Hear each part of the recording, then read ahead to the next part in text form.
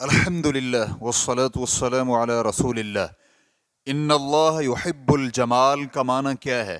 सवाल किया गया है हदीस इन्नल्लाह युहिब्बुल जमाल का माना क्या है और ख़ास तौर पर जमाल से क्या मुराद है। बाज़ लोग इस हदीस से खूबसूरत औरतों की तरफ देखने और ख़ूबसूरत चीज़ से नफ़ा हासिल करने पर इस्तिदलाल करते हैं, तो क्या इसकी वजाहत हो सकती है? अल-जवाब बिअौनिल्लाहि सुब्हानहु व तआला। सवाल में मज़कूरा हदीस इमाम मुस्लिम रहिमहुल्लाह ने सही मुस्लिम में अब्दुल्ला बिन मसूद रज़ियल्लाहु अन्हुमा से नकल की है। वो बयान करते हैं कि नबी अलैहिस्सलातु वस्सलाम ने फरमाया, जिसके दिल में ज़रा बराबर भी तकब्बुर हो वो जन्नत में दाखिल नहीं होगा। तो एक शख्स कहने लगा कि आदमी ये पसंद करता है कि उसके कपड़े और जूते अच्छे हों। तो नबी अकरम सल्लल्लाहु अलैहि वसल्लम ने फरमाया, बिलाशुबा अल्लाह सुब्हानहु व तआला खूबसूरत है और ख़ूबसूरती को पसंद फरमाता है। तकब्बुर ये है कि हक़ का इनकार किया जाए और लोगों को हकीर और अपने आप को ऊंचा समझा जाए। सही मुस्लिम हदीस नंबर 131। इब्न क़य्यिम रहमहुल्लाह इस हदीस की शरह बयान करते हुए कहते हैं, हदीस में नबी अलैहिस्सलातु वस्सलाम का ये फरमाना, बिलाशुबा अल्लाह खूबसूरत है और ख़ूबसूरती को पसंद फरमाता है। कपड़ों की खूबसूरती के मुताल्लिक हदीस में सवाल किया गया है, तो ये जुमला इसे और इसी तरह हर और सही मुस्लिम में ही हदीस नंबर 1686 में है कि अल्लाह सुब्हानहु व तआला तय्यब पाक साफ़ है, साफ़ सुथरी चीज़ ही कबूल करता है। और सुनन तिरमिज़ी में है कि बिलाशुबा अल्लाह सुब्हानहु व तआला अपनी नेमत का असर अपने बंदे पर देखना पसंद करता है। सुनन तिरमिज़ी हदीस नंबर 2963। इमाम तिरमिज़ी रहमहुल्लाह ने इस हदीस को हसन सही करार दिया है। अबुल अहवस अल-जुशमी रज़ियल्लाहु अन्हु बयान करते हैं कि नबी अलैहिस्सलातु वस्सलाम ने मुझे फटे पुराने लिबास में देखा तो फरमाने लगे, क्या तेरे पास कोई माल है? तो मैंने जवाब दिया, जी हाँ। नबी अलैहिस्सलातु वस्सलाम ने फरमाया, कौन सा माल है? तो मैंने जवाब दिया, अल्लाह सुब्हानहु व तआला ने मुझे ऊँट बकरियां वगैरह दी हैं। तो नबी अलैहिस्सलातु वस्सलाम फरमाने लगे, तो उसकी नेमत और करम का तुझ पर इजहार होना चाहिए। मुस्नद अहमद हदीस नंबर 15323। सुनन तिरमिज़ी हदीस नंबर 1929। सुनन नसाई हदीस नंबर 5128। तो अल्लाह सुब्हानहु व तआला ये पसंद फरमाता है कि उसके बंदे पर उसकी की हुई नेमत का असर नज़र आए, क्योंकि ये उस जमाल और ख़ूबसूरती में से है जिसे अल्लाह सुब्हानहु व तआला पसंद फरमाता है। और फिर बातनी तौर पर भी ये जमाल और ख़ूबसूरती है कि उसकी नेमत का शुक्र अदा किया जाए। तो इसलिए वाजिब और ज़रूरी है कि ज़ाहरी जमाल बंदे पर नेमत के साथ हो और बातनी जमाल और ख़ूबसूरती अल्लाह सुब्हानहु व तआला की नेमत पर उसका शुक्र अदा करके हो। और अल्लाह सुब्हानहु व तआला ने जमाल और ख़ूबसूरती से अपनी महब्बत और पसंदीदगी की बिना पर ही अपने बंदों पर लिबास और जीनत का नुज़ूल फरमाया, जिससे वो अपने ज़ाहिर को खूबसूरत और तक़वा से अपने बातिन को खूबसूरत बनाते हैं। अल्लाह सुब्हानहु व तआला ने कुछ इस तरह फरमाया, या बनी आदम क़द अंज़लना अलैकुम लिबासन युवारी सौआतिकुम वरीशा व लिबासुत तक़वा ज़ालिका खैर। ए बनु आदम, हमने तुम्हारे लिए लिबास पैदा फरमाया जो तुम्हारी शर्मगाहों को छुपाता और मूजिब जीनत भी, और तक़वे का लिबास इससे बढ़कर है। सूरतुल अअराफ आयत नंबर 26। और अल्लाह सुब्हानहु व तआला ने अहले जन्नत के बारे में फरमाया, वलक़्क़ाहुम नज़रतन व सुरूरा व जज़ाहुम बिमा सबरू जन्नतन व हरीरा। और उन्हें ताज़गी और खुशी पहुँचाई और उन्हें उनके सब्र के बदले जन्नत और रेशमी लिबास अता फरमाया। सूरतुद्दहर आयत नंबर 11 और 12। तो अल्लाह सुब्हानहु व तआला ने उनके चेहरों को तरोताज़गी और बातिन को खुशी और सुरूर और उनके जिस्मों और बदनों को रेशम से जमाल और ख़ूबसूरती अता फरमाई।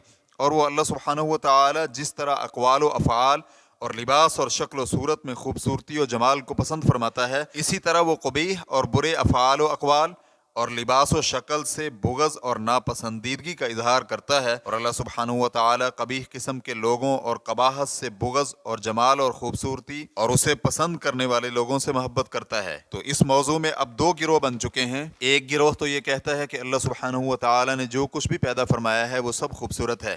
तो अल्लाह सुब्हानहु व तआला हर उस चीज़ को पसंद करता है जिसे उसने पैदा फरमाया, तो हम उसकी सारी मखलूक से मोहब्बत करते हैं और किसी से भी बुग़्ज़ नहीं रखते।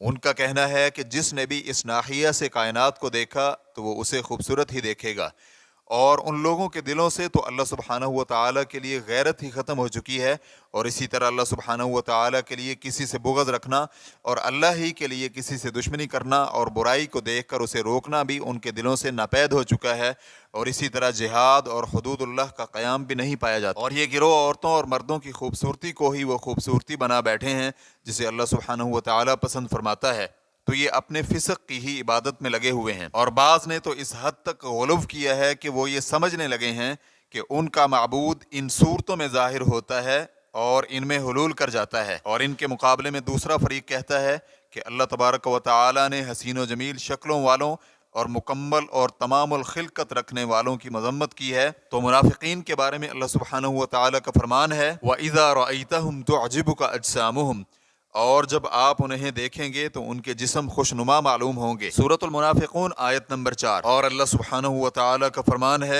وَكَمْ أَهْلَكْنَا قَبْلَهُمْ مِنْ قَرْنٍ هُمْ أَحْسَنُ أَثَاثًا وَرِئْيًا، ہم تو ان سے پہلے بہت ساری جماعتوں کو غارت کر چکے ہیں جو ساز و سامان اور مناظر میں ان سے بڑھ چڑھ کر تھیں۔ سورہ مریم آیت نمبر 74، یعنی مال اور منظر کے اعتبار سے خوشنما تھیں، اور صحیح مسلم میں نبی علیہ الصلوۃ والسلام کا یہ فرمان روایت کیا گیا ہے، اور بلا شبہ اللہ سبحانہ و تعالی صورتوں اور اموال کی طرف نہیں دیکھتا، لیکن وہ تمہارے دلوں اور اعمال۔ صحیح مسلم حدیث نمبر 4651۔ اور ایک حدیث میں نبی علیہ الصلوۃ والسلام کا یہ بھی فرمان ہے سادگی ایمان کا حصہ ہے۔ سنن ابن ماجہ حدیث نمبر 4108، سنن ابی داؤد حدیث نمبر 3630، اور علامہ البانی رحمہ اللہ نے اس حدیث کو صحیح کہا ہے۔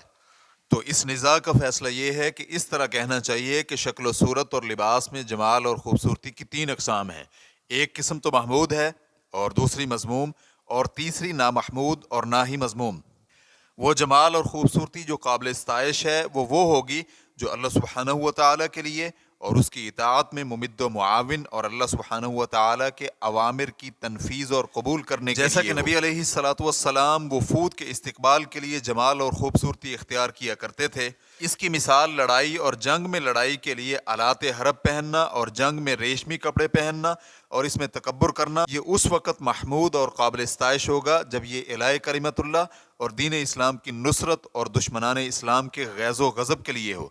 جمال مذموم، وہ جمال اور خوبصورتی مذموم ہوگی جو دنیا اور ریاست و سرداری کے حصول اور فخر و تکبر اور شہوات کا وسیلہ ہو، اور بندے کا مقصد اور غایت خوبصورتی اور جمال بن جائے، کیونکہ بہت سارے لوگوں میں یہی چیز پائی جاتی ہے اور ان کی یہی تمنا ہوتی ہے، اور وہ خوبصورتی اور جمال نہ تو محمود اور نہ ہی مذموم ہوگی جس میں مذکورہ بالا مقاصد اور اوصاف نہ پائے جائیں۔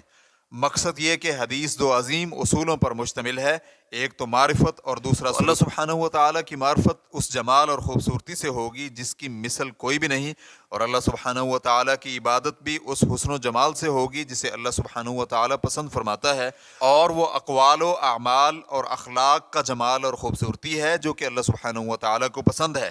تو اللہ سبحانہ و تعالیٰ کی عبادت کرنے والے پر واجب اور ضروری ہے کہ وہ اپنی زبان کو سچ اور دل کو اخلاص اور محبت اور اطاعت اور توکل کے زیور سے حسین و جمیل اور خوبصورت بنائے، اور اپنے اعضاء کو اطاعت اور اپنے بدن کو لباس پہن کر اس کی نعمتوں کا اظہار کر کے اور اسے نجاست اور میل کچیل اور گندے بالوں سے پاک صاف کر اور ختنہ کروا کر اور ناخن کاٹ کر خوبصورت اور حسین و جمیل بنائے۔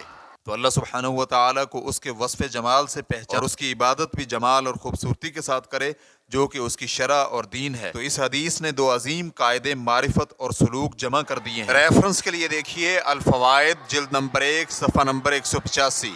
کہاں اس حدیث کے عظیم معانی اور کہاں خواہشات کے پیروکاروں کی گمراہی اور ضلالت جو کہ اپنے برے اور غلط مقاصد کو پورا کرنے کے لیے منحرف قسم کی سوچ سمجھ رکھتے ہیں اور اس حدیث سے سمجھتے ہیں۔ ہم اللہ سبحانہ و تعالی سے عافیت کے طلبگار ہیں۔ فتوی الشیخ محمد صالح المنجد، واللہ تعالی اعلم۔ اسلام QA ریکارڈنگز مؤسسۃ الشیخ محمد صالح المنجد، المملکۃ العربیۃ السعودیہ، فتویٰ نمبر 6652۔ والسلام علیکم ورحمۃ اللہ وبرکاتہ۔